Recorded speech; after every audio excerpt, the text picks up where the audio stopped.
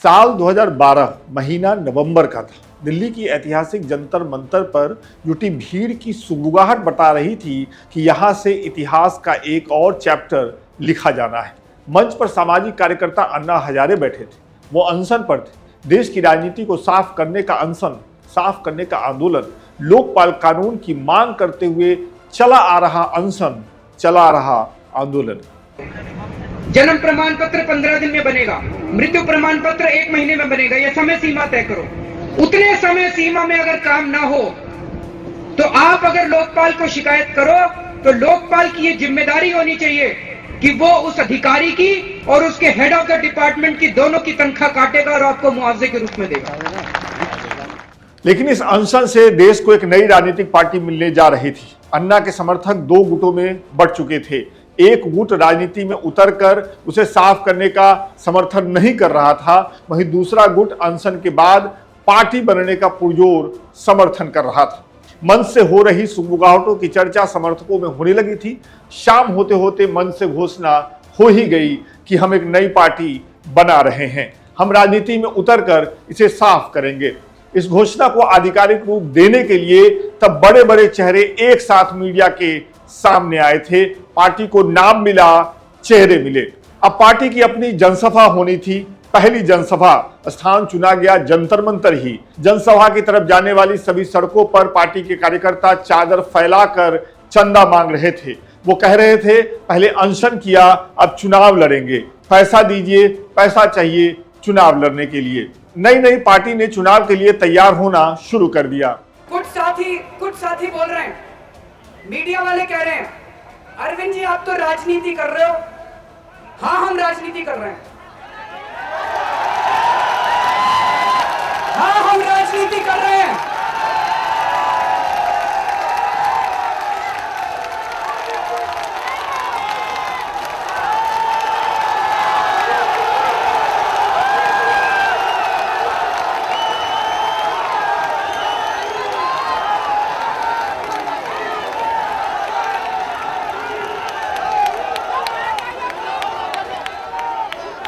आम आदमी पार्टी के चुनावी सफर की शुरुआत कुछ यूं हो गई। पार्टी ने शुरू में अपने लिए बहुत हार्ड नियम बनाए थे, वैसे नियम जो न तब किसी और पार्टी में थे और न आज ही कोई पार्टी उस नियम को अपना रही है। दुर्भाग्य तो यह है कि खुद आम आदमी पार्टी भी उन नियमों को अब ताक पर रख चुकी है। साथियों, सबसे पहले मुझे बहुत खुशी है कि जो राजनीति बदलने की दिशा में हम लोग चले हैं, आज उस दिशा में हमने एक और पहला कदम रखा है कि सारे कार्यकर्ता बैठकर ये तय कर रहे हैं कि उनकी लीडरशिप को चुनाव कहां से लड़ना चाहिए।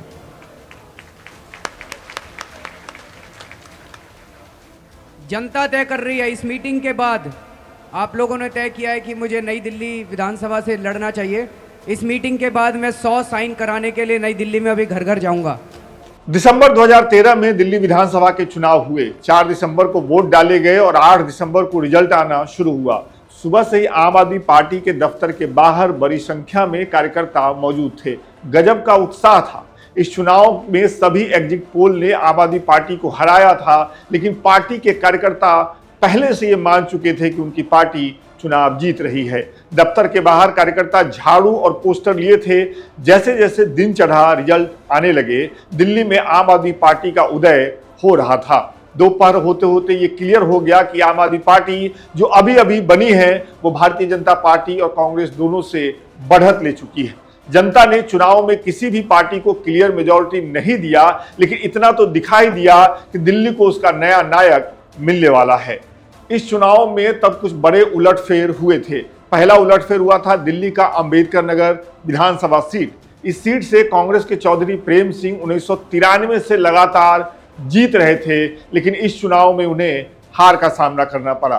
दिल्ली की नई दिल्ली सीट से sitting chief minister Sheila Dikshit अपना चुनाव हार गईं और उन्हें हराया आम आदमी पार्टी के नेता अरविंद केजरीवाल ने। खैर, किसी भी पार्टी को साफ बहुमत नहीं मिला। सबने सरकार बनाने की कोशिश की। तब भारतीय जनता पार्टी को 31 सीटों पर जीत मिली थी।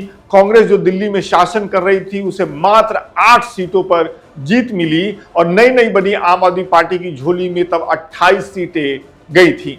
आम आदमी पार्टी के दफ्तर में तब देर रात प्रेस कॉन्फ्रेंस हुई थी। ये उसी प्रेस कॉन्फ्रेंस की तस्वीर है।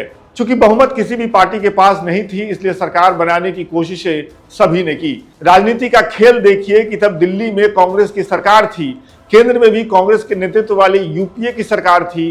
पहले अन्ना आंदोलन और फिर आम आदमी पार्टी का जन्म इन्हीं सरकारों के खिलाफ हुआ था। लेकिन चुनाव के बाद इसी कांग्रेस पार्टी से समर्थन लेकर पहली दफा अरविंद केजरीवाल दिल्ली के मुख्यमंत्री की कुर्सी पर बैठे। हम लोग बहुत छोटे लोग हैं, बहुत मामूली लोग हैं, हमारी कोई औकात नहीं है। हमने कभी जिंदगी में नहीं सोचा था हम चुनाव लड़ेंगे, हमने कभी जिंदगी में नहीं सोचा था पार्टी बनाएंगे। लेकिन आज इस सदन को सोचना पड़ेगा कि इस देश के आम आदमी को चुनाव लड़ने की जरूरत क्यों पड़ी। तब बड़ा बवाल हुआ, हर तरफ से केजरीवाल घिर गए। मीडिया से लेकर जनता तक ने अपने नए नायक से सवाल पूछना शुरू कर दिया। लिहाजा केजरीवाल को सफाई देनी पड़ी और आखिरकार 49 दिन बाद फरवरी 2024 में मुख्यमंत्री के पद से इस्तीफा भी देना पड़ा। मुख्यमंत्री अरविंद केजरीवाल ने इस्तीफा देने के बाद फिर उसी खिड़की से जनता से बात की जिस पर वो आए थे चुनाव जीतने के बाद, और यहां उन्होंने कहा कि कांग्रेसियों ने हमें धोखा दिया, कांग्रेसियों ने जबरदस्ती समर्थन दिया। तब पहली बार दिल्ली की जनता ने और देश की जनता ने भी जबरदस्ती समर्थन देने की बात सुनी थी। खैर, दिल्ली में राष्ट्रपति शासन लागू हो गया। इस दौरान एक और महत्वपूर्ण घटना हुई। आम आदमी पार्टी विधानसभा चुनाव से उत्साहित हो गई, या कहें तो अति उत्साहित हो गई। लोकसभा के चुनाव आए, पार्टी ने पूरे देश में चुनाव लड़ने का फैसला किया। केजरीवाल तब खुद वाराणसी सीट पर पहुंच गए और बीजेपी के प्रधानमंत्री पद के तब जो उम्मीदवार थे नरेंद्र मोदी, उनको चुनौती दे डाली। लोकसभा चुनाव हुए, रिजल्ट आया तो बीजेपी को जनता ने पूर्ण बहुमत देकर केंद्र में सरकार चलाने का साफ साफ संदेश दिया। आम आदमी पार्टी न दिल्ली बचा सकी और न ही अपने मजबूत इरादे बचा सकी। पार्टी में झगड़े हुए, एक दूसरे पर दोष दिया गया।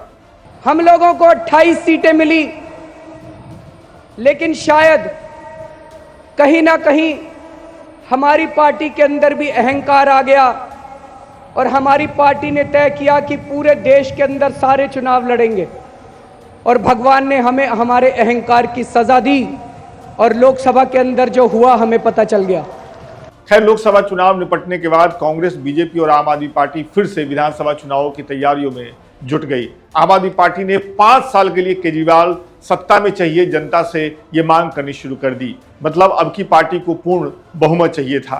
केजरीवाल ने मोर्चा संभाला, पूरी पार्टी जमीन पर जुट गई, घर घर जाकर प्रचार किया जाने लगा। तब दिल्ली में ये नई चीज थी, गले में पार्टी का गलगंदा बांधे, माथे पर पार्टी की टोपी पहने और हाथ में पार्टी का पंपलेट पकड़े हुए छोटे छोटे ग्रुप में कार्यकर्ता गली गली घूमते देखे जाने लगे। इस दौरान कुछ बड़े बदलाव भी हुए। पार्टी के भीतर कुछ सदस्य पार्टी से बाहर चले गए। सबसे बड़ी चीज ये हुई थी कि केजरीवाल के साथी रही पूर्व आईपीएस अधिकारी किरण बेदी बीजेपी के साथ जाकर खड़ी हो गई, और इस चुनाव में किरण बेदी भारतीय जनता पार्टी की तरफ से मुख्यमंत्री पद का उम्मीदवार बनी। केजरीवाल खुद छोटी से छोटी जगहों पर जनसभा करते थे, छोटी छोटी जनसभा करते थे। जनसभा के साथ पार्टी ने सोशल मीडिया की ताकत को पहचाना और भरपूर इस्तेमाल किया। वीडियो मैसेज भी जारी किए जाने लगे। मैं अरविंद केजरीवाल हूं, पर उसे क्या फर्क पड़ता है? मैं आप में से एक हूं। इस क्लिप को आप अपने 10 दोस्तों को जरूर दिखाइए, क्योंकि हमारे पास टीवी, अखबार, इनमें इश्तिहार देने के लिए तो पैसे नहीं है अपने पास। 7 फरवरी 2015 को पोलिंग हुई, 10 फरवरी को रिजल्ट आए तो दिल्ली में आम आदमी पार्टी को वो मिला जो वो बहुत पहले से चाहते थे, पूर्ण बहुमत। या ये कहना चाहिए कि प्रचंड पूर्ण बहुमत आम आदमी पार्टी को दिल्ली में तब मिला। दिल्ली की जनता ने केजरीवाल पर भरोसा किया। एक बार फिर पार्टी के दफ्तर के बाहर बड़ी संख्या में कार्यकर्ता जमा हो गए, भीड़ जमा हो गई। ये वो वाला दफ्तर नहीं था, पहले वाला राजेंद्र नगर में तब दफ्तर शिफ्ट हो गया था।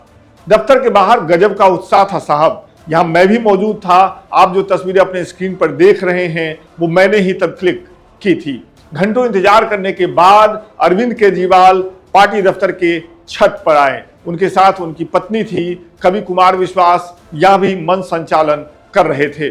पार्टी अब दिल्ली में पूर्ण बहुमत से सरकार बनाने जा रही थी। सब खुश थे, पार्टी के नेता से लेकर कार्यकर्ता तक सब में उत्साह था। दिल्ली का ऐतिहासिक रामलीला मैदान सज के तैयार हो गया और दूसरी बार 14 फरवरी 2014 को अरविंद केजरीवाल ने दिल्ली के मुख्यमंत्री पद की शपथ फिर से ली। इस बार जनता ने उन्हें पूरे 5 साल के लिए चुना था। मैं अरविंद केजरीवाल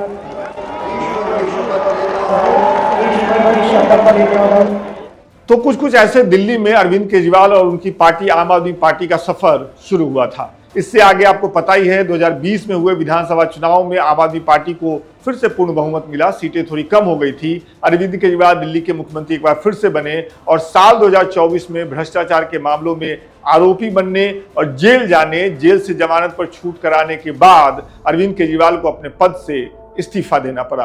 अगर आपको ये वीडियो पसंद आया, अगर आपको कुछ याद आया, कुछ नई जानकारी मिली तो कमेंट करके बताते चलिए और वीडियो को अपने दोस्तों के साथ भी शेयर करिए। बहुत बहुत शुक्रिया।